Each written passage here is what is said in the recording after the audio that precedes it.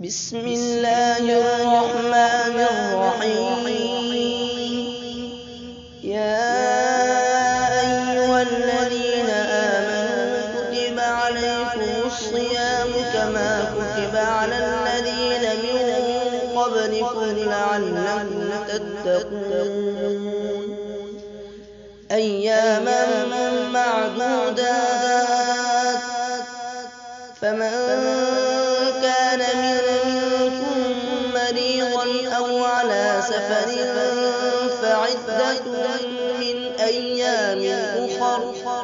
وعلى الذين يطيقونه فدية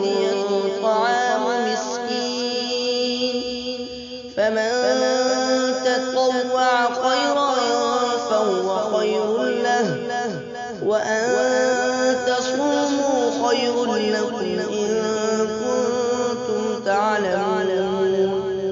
شهر رمضان الذي أنزل فيه القرآن هدى للناس وبينات من الهدى والفرقان فمن شهد منكم الشهر فليصمه ومن كان مريضا أو على سفر فعدة من أيام أخر يريد الله بكم اليسر ولا يريد بكم العسر